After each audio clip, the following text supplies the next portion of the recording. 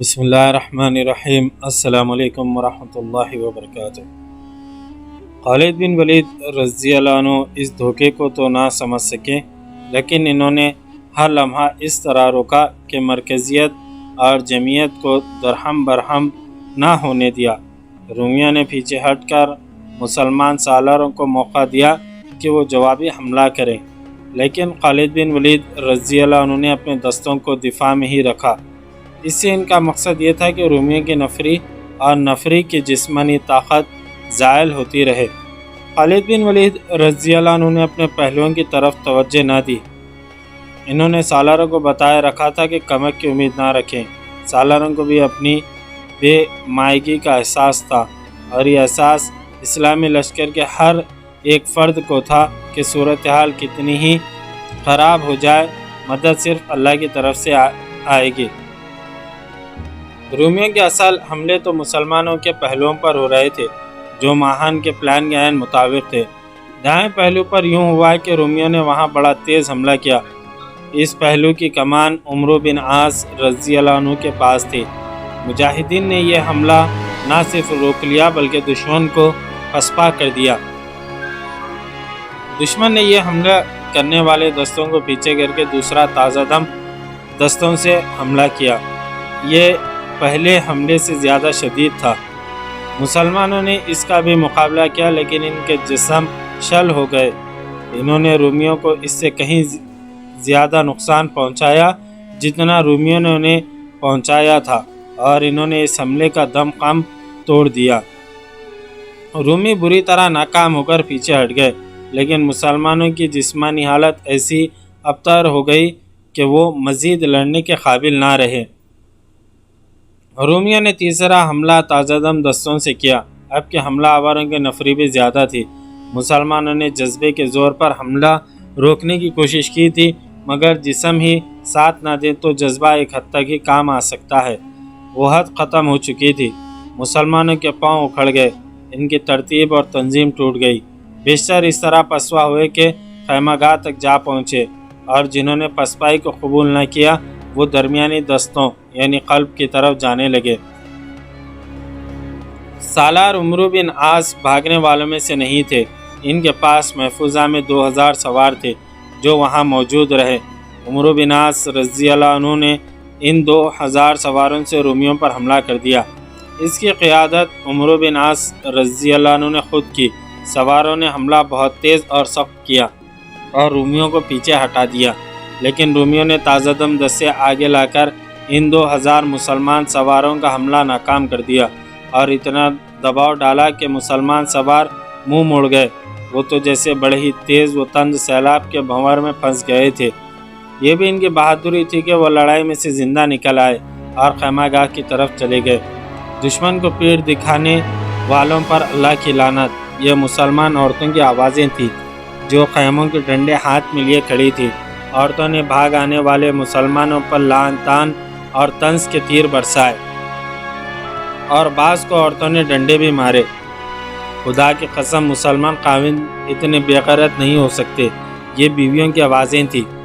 وہ اپنے خاوندوں سے چلا چلا کر کہہ رہی تھی، کیا تم ہمارے خاوند ہو جو ہمیں غیر مسلموں سے محفوظ نہیں رکھ سکتے؟ اس دور کے عربی رواج کے مطابق چند ایک مسلمان عورتوں نے دف اٹھا کر اس کی تال پر گیت گانا شروع کر دیا۔ یہ کوئی باقاعدہ ترانہ نہیں تھا۔ عورتوں نے خود گیت گڑھ لیا اور گانے لگیں، ہائے تمہاری غیرت کہاں گئی اپنی ان بیویوں کو جو خوبصورت ہیں، نیک بھی ہیں، حقیر اور ناقابل نفرت کفار کے پاس چھوڑ کر بھاگ رہے ہو اس لیے کہ کفار ان کو اپنی ملکیت میں لے لیں، ان کی عصمتوں کی بے حرمتی کریں اور ان کو ذلیل و خوار کر دیں۔ مسلمان پسپائی میں حق بجانب تھے۔ اتنی زیادہ نفری کے حملے کو روکنا ان کے لیے زیادہ دیر تک ممکن نہیں تھا، لیکن ابو عبیدہ رضی اللہ عنہ نے اس لیے عورتوں سے کہا تھا کہ وہ بھاگ آنے والوں کو ڈنڈے اور پتھر مارے کہ وہ تاریخ اسلام کو پسپائی سے پاک رکھنا چاہتے تھے۔ ان کا مقصد پورا ہو گیا۔ بھاگ آنے والوں کو عورتوں نے نیا حوصلہ دیا، ان کا خون کھول اٹھا اور وہ واپس چلے گئے۔ عمرو بن عاص رضی اللہ عنہ نے انہیں جلدی ہی منظم کیا اور رومیوں پر جوابی حملے کی تیاری کرنے لگے۔ بائیں پہلو کے سالار یزید بن ابی سفیان تھے۔ ان کے والد ابی سفیان ان کے ماتحت لڑ رہے تھے۔ اس پہلو پر بھی رومیوں نے حملہ کیا تھا جو مسلمانوں نے روک کر پسپا کر دیا تھا۔ دوسرا حملہ جس رومی دستے نے کیا وہ زنجیروں میں بندھا ہوا تھا۔ 10 سپاہی ایک ایک زنجیر کے ساتھ بندھے ہوئے تھے۔ زنجیریں اتنی لمبی تھی کہ سپاہی آسانی سے لڑ سکتے تھے، کیونکہ اس دستے کے سپاہی زنجیروں کے ذریعے ایک دوسرے سے منسلک تھے، اس لیے ان کے حملے کی رفتار تیز نہیں تھی۔ مجاہدین نے پہلا حملہ بڑی جان فشانی سے روکا تھا اور رومیوں کو پسپا کرنے کے لیے انہیں چند گھنٹے لڑنا پڑا۔ اس کے فوراً بعد تازہ دم دستوں کا حملہ روکنا ان کے لیے محال ہو گیا۔ حملہ آوروں کی نفری 3 گنا سے بھی کچھ زیادہ تھی۔ چنانچہ مسلمانوں کے جسموں نے ان کے جذبوں کا ساتھ نہ دیا اور ان کے پاؤں اکھڑ گئے اور وہ پسپا ہونے لگے۔ ان کی عورتوں کے خیمے ان کے پیچھے محفوظہ فاصلے پر تھے۔ پسپا ہونے والوں میں ان کے سالار کے والد ابی سفیان بھی تھے۔ وہ کوئی معمولی شخص نہیں تھے، قبیلے کے سرداروں میں سے تھے۔ قبول اسلام سے پہلے انہوں نے مسلمانوں سے کئی لڑائیاں لڑی تھی اور مسلمانوں کی تباہی اور بربادی میں پیش رہتے تھے۔ قبول اسلام کے بعد بھی وہ اپنے بدلے ہوئے کردار میں اہم حیثیت کے مالک رہے، لیکن رومیوں کے سیلاب کے آگے ٹھہر نہ سکے اور عورتوں کے کیمپ کی طرف پسپا ہوئے۔ وہاں بھی عورتوں نے پسپا ہو کر آنے والوں کا استقبال ڈنڈوں سے کیا۔ ان میں ابو سفیان کی بیوی ہند بھی تھی۔ وہ ان کی طرف دوڑی آئیں اور ڈنڈا آگے کر کے انہیں روک لیا۔ اے ابن حرب، ہند نے ابو سفیان سے کہا، تو کدھر بھاگا آ رہا ہے؟ انہوں نے ابو سفیان کے گھوڑے کے سر پر ڈنڈا مارا اور کہا، یہاں سے لوٹ جاؤ اور ایسی بہادری سے لڑ کے اسلام قبول کرنے سے پہلے تو نے رسول خدا صلی اللہ علیہ وسلم کے خلاف جو کاروائیاں کی تھی اللہ وہ بخش دے۔ ابو سفیان اپنی بیوی کو جانتے تھے، وہ بڑی زبردست خاتون تھی۔ ابو سفیان نے انہیں اتنا کہنے کی بھی جرت نہ کی کہ وہ بھاگ آنے پر مجبور تھے۔ وہ جانتے تھے کہ ہند کے سامنے بولے اور کچھ دیر رکے رہے تو ہند ڈنڈوں سے مار مار کر انہیں بے ہوش کر دیں گی۔ دوسری عورتوں نے یہاں بھی وہی منظر بنا دیا جو دائیں پہلو کی مجاہدین کی عورتوں نے بنا دیا تھا۔ بیویوں نے اپنے خاوندوں کو شرمسار کیا اور انہیں ایسا جوش دلایا کہ وہ واپس چلے گئے۔ مورخوں نے لکھا ہے کہ عورتیں اپنے مردوں کے ساتھ میدان جنگ تک چلی گئی۔ ان میں ایک عورت کچھ زیادہ ہی آگے چلی گئی۔ ایک رومی سپاہی اس کے سامنے آ گیا۔ وہ اسے ایک عورت ہی سمجھ رہا تھا، لیکن اس عورت نے تلوار نکالی اور اس رومی کو مار ڈالا۔ سالار یزید بن ابو سفیان ایک جگہ پریشانی کے عالم میں اپنے بکھرے ہوئے مجاہدین کو ڈھونڈتے نظر آئے۔ انہوں نے دیکھا کہ پسپا ہونے والے واپس آ گئے ہیں تو ان کے چہرے پر رونق واپس آ گئی۔ رومی پیچھے ہٹ گئے تھے۔ یزید بن ابی سفیان نے اپنے دستوں کو بڑی تیزی سے منظم کیا اور جوابی حملے کا حکم دے دیا۔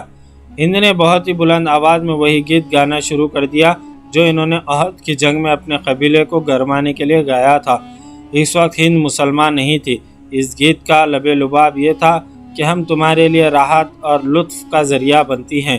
اگر تم نے دشمن کو شکست دی تو ہم تمہیں گلے لگا لیں گے، اور اگر تم پیچھے ہٹ آئے تو ہم تم سے جدا ہو جائیں گے۔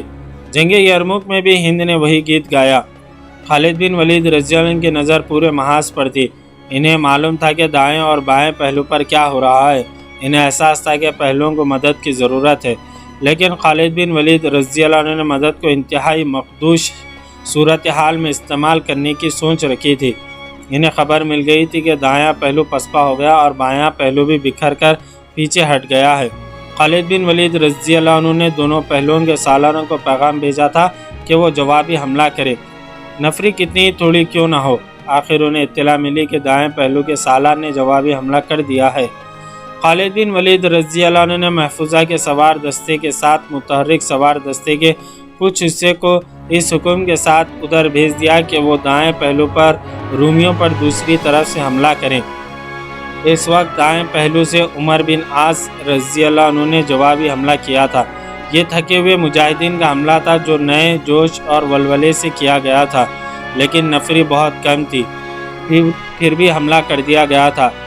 اب زندہ نہ جائیں، یہ رومیوں کی للکار تھی، اب بھاگ کر نہ جائیں۔ رومی نفری کے افراد پر ایسا دعویٰ کر سکتے تھے کہ وہ مسلمانوں کی اس قلیل سی نفری کو زندہ نہیں جانے دیں گے، لیکن اچانک ان کے پہلوؤں پر بڑا تیز حملہ ہو گیا۔ حملہ آور گھوڑ سوار تھے، وہ نعرے لگاتے اور گرجتے آئے تھے۔ ابن عاص سوار دستوں کا سالار للکار رہا تھا، ہم آ گئے ہیں، حوصلہ قائم رکھو۔ عمرو بن عاص رضی اللہ عنہ کے تھکے ہارے مجاہدین کے حوصلوں میں بھی اور جسموں میں بھی جان پڑ گئی، اور اس کے ساتھ ہی رومیوں کے حوصلوں سے جان نکل گئی۔ وہ اب دو طرفہ حملوں کی لپیٹ میں آ گئے تھے، وہ بوکھلا گئے۔ مسلمان سوار تازہ دم تھے، اس کے علاوہ وہ اپنے ساتھیوں کی بری حالت دیکھ کر اور زیادہ جوش میں آ گئے تھے۔ یہ انتقام کا خیر تھا، اگر دونوں طرف نفری برابر ہوتی یا دشمن کی نفری ذرا زیادہ ہی ہوتی تو دشمن کا بے تحاشا نقصان ہوتا اور وہ میدان چھوڑ جاتا، لیکن نفری کے معاملے میں رومی سیلابی دریا تھے۔ مسلمانوں کے حملے کا ان پر یہ اثر پڑا کہ وہ اپنی بہت سی لاشیں اور بے شمار زخمی چھوڑ کر پیچھے ہٹ گئے، لیکن بھاگے نہیں بلکہ منظم طریقے سے اپنے محاذ تک واپس چلے گئے۔ ادھر مرکز یعنی قلب میں کیفیت یہ تھی کہ خالد بن ولید رضی اللہ عنہ دشمن کی چال سمجھ چکے تھے۔ رومی ابھی تک مسلمانوں کے قلب کے ساتھ موجود تھے، وہ ہلکا سا حملہ کر کے پیچھے ہٹ جاتے تھے۔ خالد بن ولید رضی اللہ عنہ جان گئے کہ دشمن انہیں مصروف رکھنا چاہتا ہے تاکہ وہ اپنے پہلوؤں کی طرف توجہ نہ دے سکے۔ خالد بن ولید رضی اللہ عنہ کو دائیں بائیں پہلوؤں کی اطلاع ملی تو انہوں نے ماہن کا پلان بیکار کرنے کا طریقہ سوچ لیا۔ پہلے تو انہوں نے دائیں پہلو کو مدد بھیجی، پھر بائیں طرف توجہ دی جہاں کے سالار یزید بن ابو سفیان تھے۔ ابن الزور خالد بن ولید رضی اللہ عنہ نے اپنے متحرک سوار دستے کے سالار زرار بن الزور کو بلا کر کہا، کیا تو دیکھ رہا ہے کہ دشمن ہمارے بازوں پر غالب آ گیا ہے؟ دیکھ رہا ہوں ابن ولید، زرار نے کہا، میں تیرے حکم کا منتظر ہوں۔ کیا تو دیکھ نہیں رہا کہ میرا گھوڑا کس بے چینی سے کھر مار رہا ہے؟ بائیں پہلو پر جلدی جا ابن الزور، خالد بن ولید رضی اللہ عنہ نے کہا۔ سوار دستہ اپنے ساتھ لے اور یزید کی مدد کو اس طرح پہنچ کے جن رومیوں کے ساتھ وہ الجھا ہوا ہے ان پر پہلو سے حملہ کر دو۔ کس حال میں ہے یزید بن ابو سفیان؟ زرار نے پوچھا۔ حال جو مجھے بتایا گیا وہ میں کیسے بیان کروں؟ خالد بن ولید رضی اللہ عنہ نے کہا، ابو سفیان جو ہمارے قبیلہ قریش کی آنکھ کا تارا تھا وہ بھی پسپا ہو گیا۔ دوسری اطلاع ملی ہے کہ پسپا ہو کر آنے والے پھر آگے چلے گئے، لیکن تو جانتا ہے کہ حوصلہ ایک ضرب کھا لے تو دوسری ضرب کھانے کی تاب نہیں رہتی۔ اللہ ہم سب کو حوصلہ دے گا، زرار بن الزور نے کہا۔ زرار تاریخی جنگجو تھے، دل میں اللہ اور رسول صلی اللہ علیہ وسلم کا عشق، زبان پر اللہ اور رسول صلی اللہ علیہ وسلم کا نام اور ان کی تلوار اللہ کے نام پر چلتی تھی۔ وہ تو اپنی جان سے لا تعلق ہو چکے تھے۔ خالد بن ولید رضی اللہ عنہ کا حکم ملتے انہوں نے اپنے سوار دستے کو ساتھ لیا اور یہ دستہ اپنی ہی اڑائی ہوئی گرد میں غائب ہو گیا۔ وقت بعد دوپہر کا تھا، گرمی جھلسا رہی تھی، گھوڑے پسینے میں نہا رہے تھے، پیاس سے مجاہدین کے منہ کھل گئے تھے اور ان کی روحیں پانی کی نہیں دشمن کے خون کی پیاسی تھی۔ زرار بن الزور کے دستے نے ان رومیوں پر ایک پہلو سے حملہ کیا جنہیں یزید بن ابو سفیان نے اپنے حملے میں الجھا رکھا تھا۔ یہ رومی زنجیر بند تھے، انہیں پہلی بار احساس ہوا کہ زنجیریں نقصان بھی دیا کرتی ہیں۔ پہلے بتایا جا چکا ہے کہ 10 آدمی ایک ہی زنجیر میں بندھے ہوئے تھے۔ انہوں نے جب حملہ کیا تو ان کی رفتار زنجیروں کی وجہ سے سست تھی۔ اب ان پر زرار نے حملہ کیا تو وہ پیچھے ہٹنے لگے۔ مسلمانوں کی تلواروں اور برچھیوں سے بچنے کے لیے انہیں تیزی سے پیچھے ہٹ جانا چاہیے تھا، لیکن زنجیریں انہیں تیزی سے پیچھے ہٹنے نہیں دے رہی تھی۔ زرار کے سواروں کا حلہ بڑا ہی تیز اور زوردار تھا۔ زرار بڑے ذہین سالار تھے اور ان کے ساتھ وہ اپنے ہی طریقے اور جوش سے لڑنے والے سپاہی بھی تھے۔ ان کی دلیری کا یہ عالم تھا کہ دشمن کے صفوں میں گھس جایا کرتے تھے۔ یہاں بھی انہوں نے ایسے ہی دلیری کا مظاہرہ کیا۔ وہ رومیوں کے سالاروں کو ڈھونڈ رہے تھے، انہیں وہ سالار نظر آ گیا۔ وہ دیرجان تھا، اس کے ارد گرد اس کے محافظ سوار کھڑے تھے اور وہاں رومی پرچم بھی تھا۔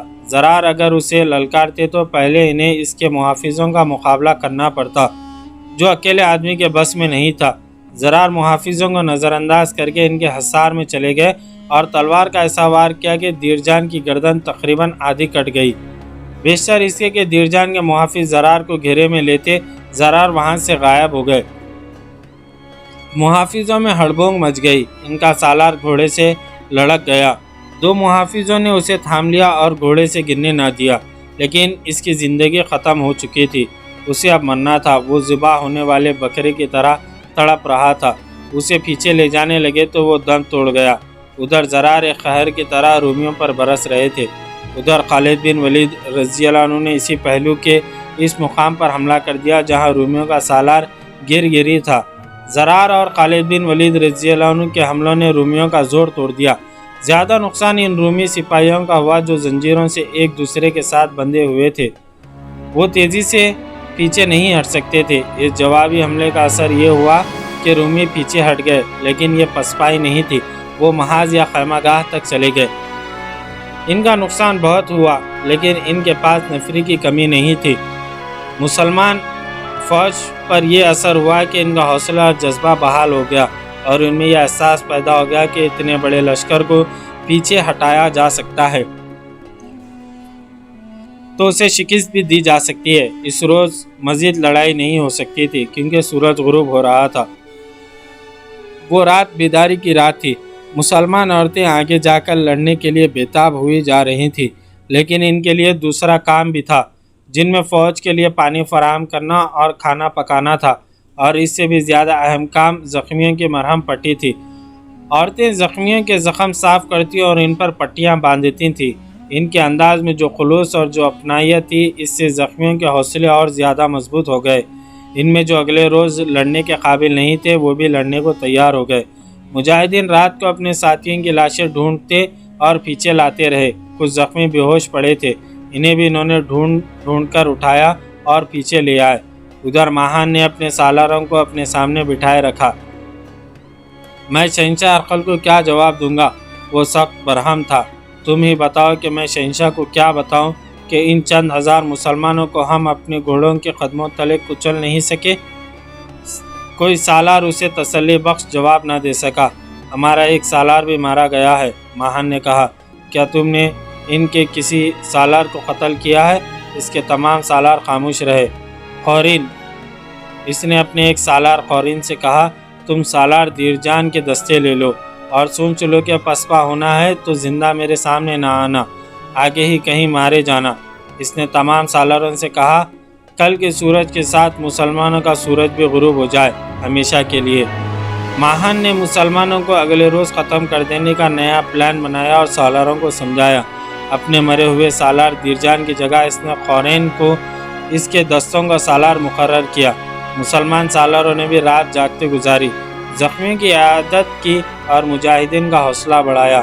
اگلے روز کی لڑائی پہلے سے کہیں زیادہ شدید اور خونریز تھی۔ مسلمانوں کے دائیں پہلو پر سالار عمرو بن عاص کے دستے تھے اور ان کے ساتھ ہی شرجیل بن حسنہ رضی اللہ عنہ کے دستے۔ رومیوں نے اس جگہ حملہ کیا جہاں ان دونوں کے دستے آپس میں ملتے تھے۔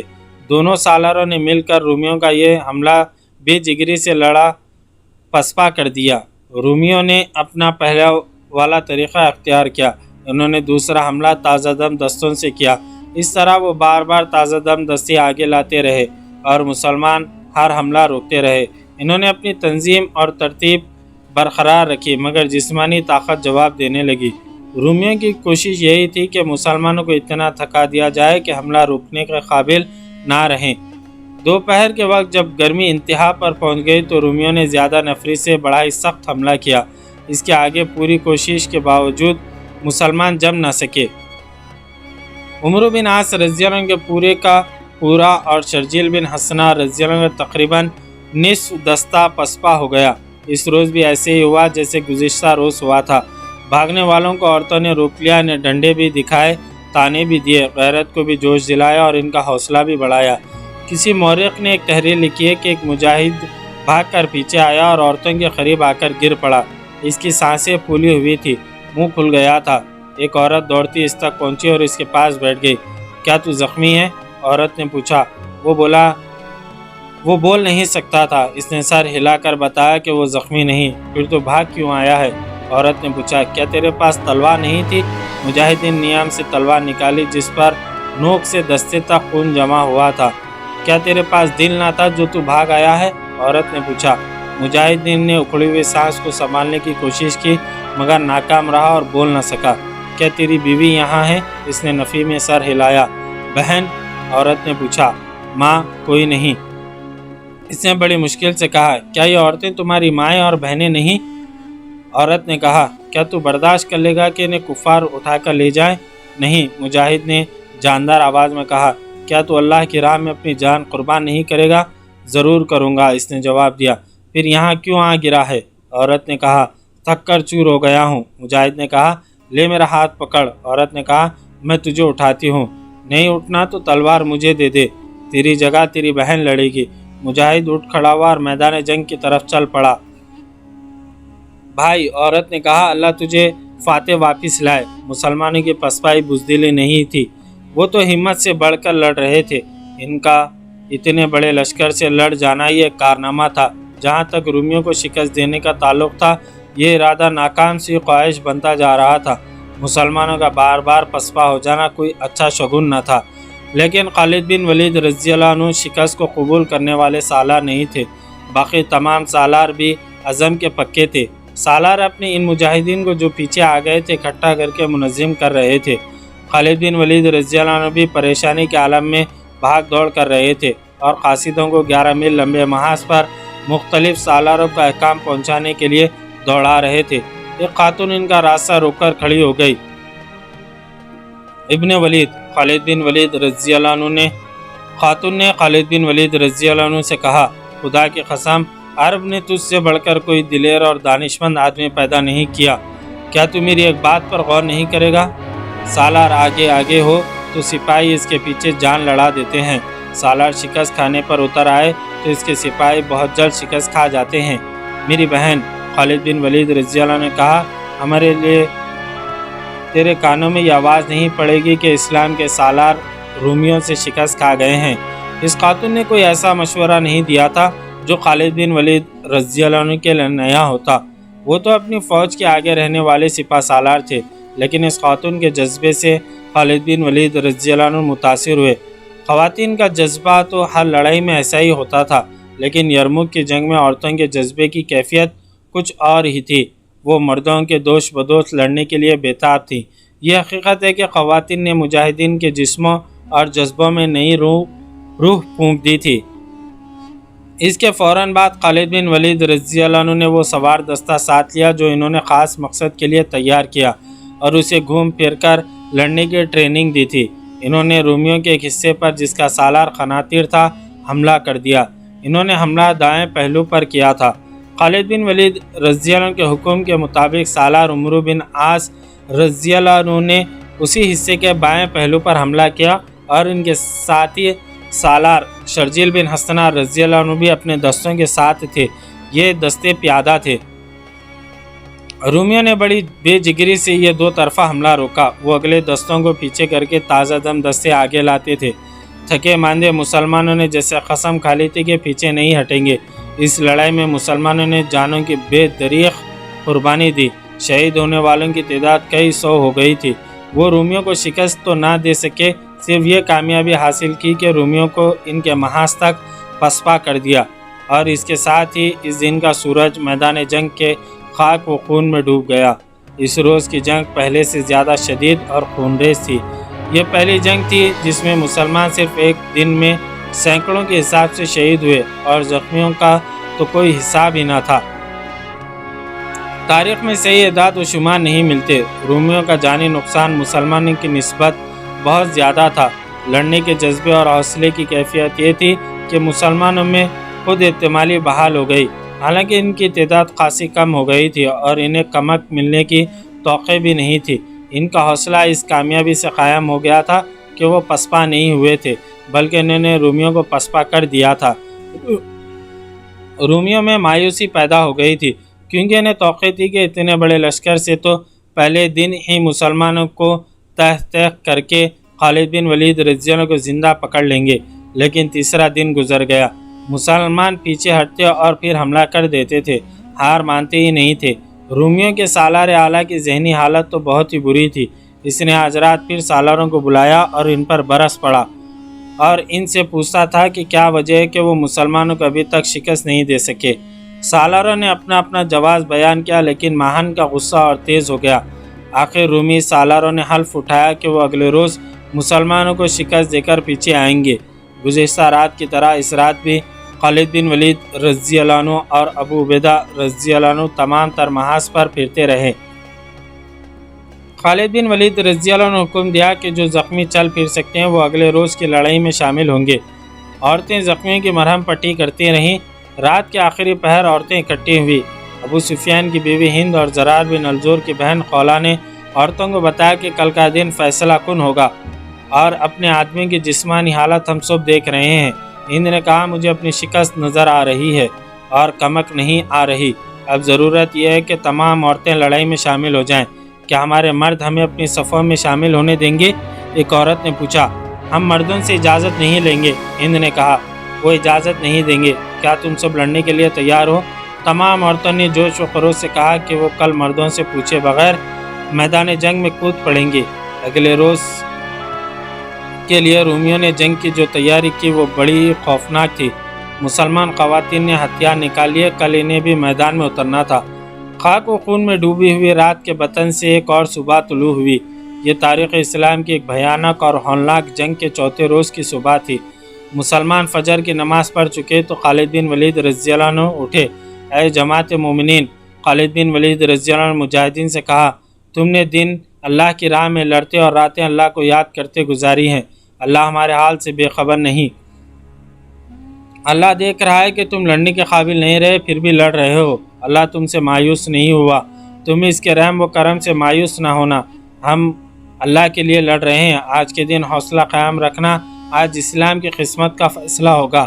کہیں ایسا نہ ہو کہ ہم اللہ کے سامنے بھی، رسول اللہ صلی اللہ علیہ وسلم کی روح مقدس کے سامنے بھی اور اپنے ان بھائیوں کی روحوں کے سامنے بھی شرمسار ہوں جو ہمارے ساتھ چلے تھے اور ہم نے ان کے لہو لہان جسموں کو اپنے ہاتھوں سے دفن کر دیا ہے۔ کیا تم ان کے بچوں کی خاطر جو یتیم ہو گئے اور ان کی بیویوں کی خاطر جو بیوہ ہو گئی ہیں اور ان کی بہنوں اور ان کی ماؤں کی عزت کی خاطر نہیں لڑو گے؟